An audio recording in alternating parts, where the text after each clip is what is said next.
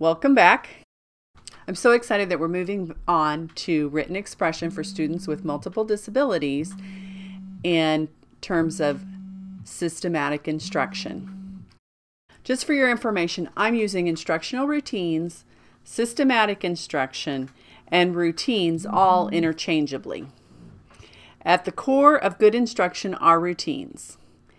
All students learn to function more independently within routines.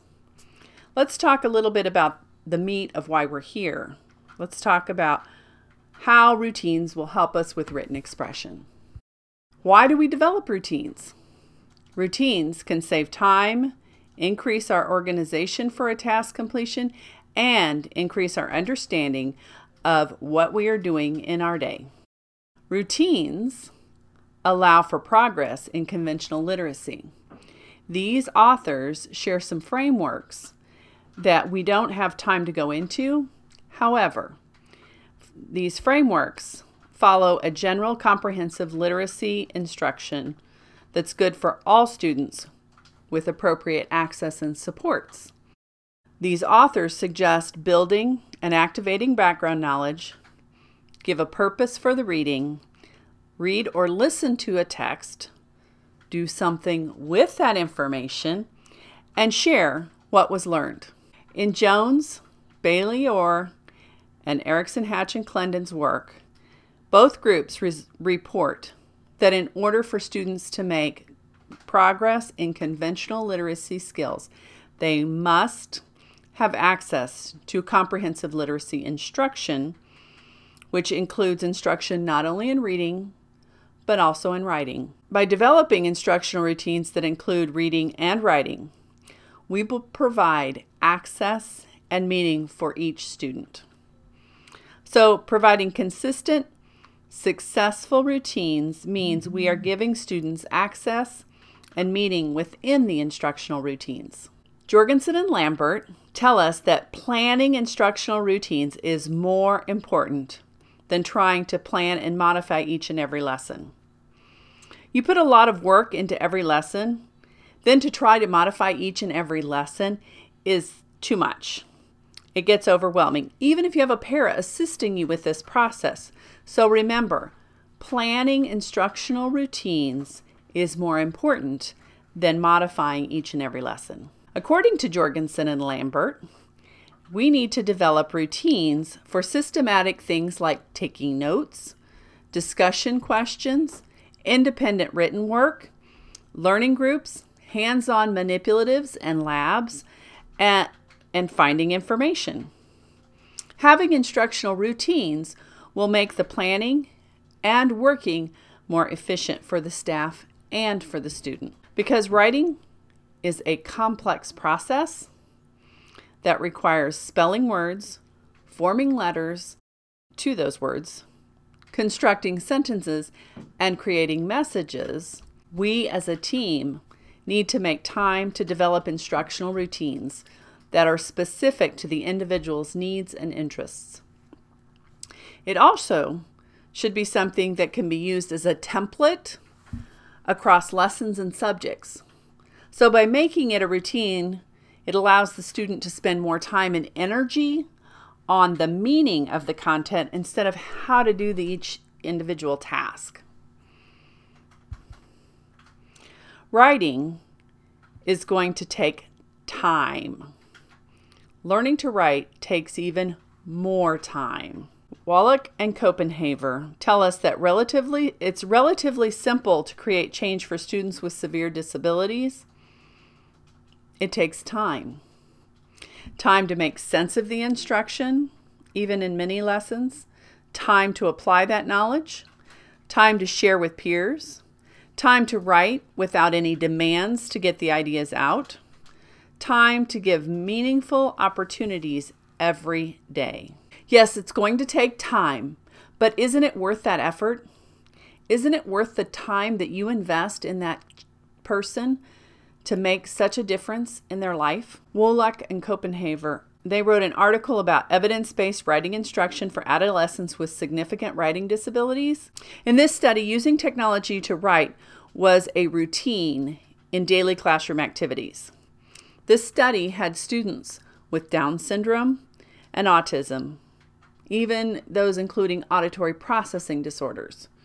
So at the end of the study, all the students were writing on their own because they understood that writing was about conveying one's own ideas on paper.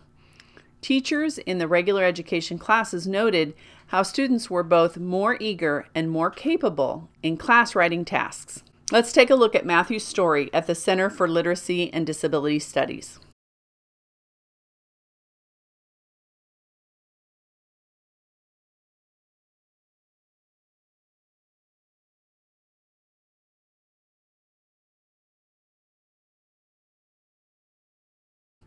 As you scroll down the page, you can see formal communication consisted of about 15 to 20 signs that were recognizable by only a few people.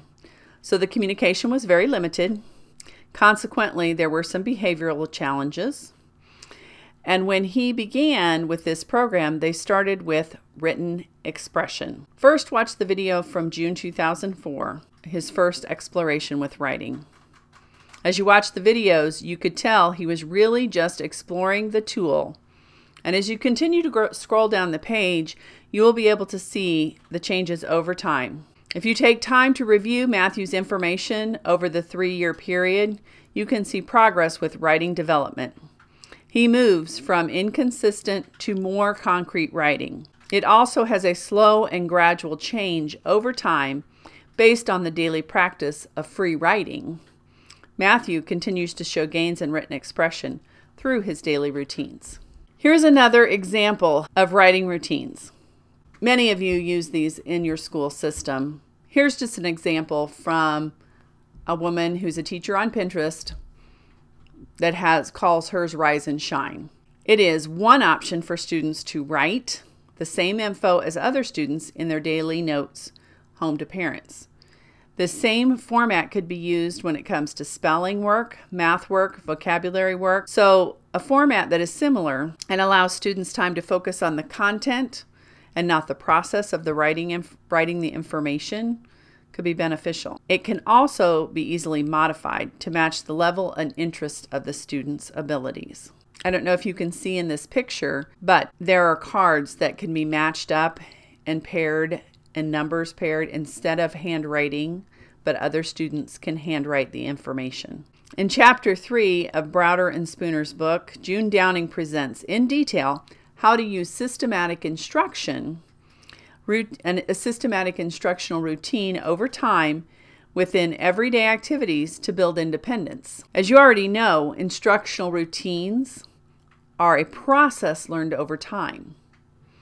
By taking the time to collaborate and plan how to adapt materials for accessibility, gain meaning, and increase social interactions, we can begin to identify our systematic instructional routines and what they will look like for a student with significant learning differences. Downing explains if we as teachers can identify and define specific behaviors that we expect from a student, determine the shaping technique that we want to use, and fading the prompt, we can take data and measure to see if that intervention is effective. And then if we have that systematic instructional routine with appropriate instructional strategies in place, then we will not be recreating the wheel, essentially, every week, or get behind in modifying for each and every lesson. An example of instructional routines over time would be identify a specific behavior, which probably should already be established in a goal, something like the student scanning 3 pictures and selecting one. At first, the student's going to select from 1, a shaping procedure, maybe even has a color cue to help shape that behavior of choosing. Then we're going to fade this prompt slowly. We're going to measure, collect our data, and then we're going to discuss as a team if this student is making progress. As you already know, instructional routines are a process learned over time with the appropriate supports in place to provide meaning, communication, and access to students. They will make progress in their written expression. Jorgensen and Lambert share with us in their article, Inclusion Means More Than Just Being In, that planning time as a team is essential. It's an essential element, as well as creating templates to use within those instructional routines. They strongly recommend developing templates for different routines that can be used across settings. For example, if there is a note-taking routine, then the note-taking routine could be used in math, science, social studies, and language arts. If there is a systematic routine for making comments and asking questions, it can be used appropriately throughout the instructional day. The systematic routine will increase the student's ability to actively participate because of the predictability within the routine of making comments or taking notes. Take 2 to 3 minutes on a scratch piece of paper. List 3 instructional routines that you can use in your classroom right now. Take 2 to 3 minutes to share those routines with a team member. Are those routines that need to be tweaked, or are they working well? If they're not working so well, why? Can your student with significant disabilities already participate in those routines? If not, what adaptations can be made to increase the participation in those 3 routines that you've listed?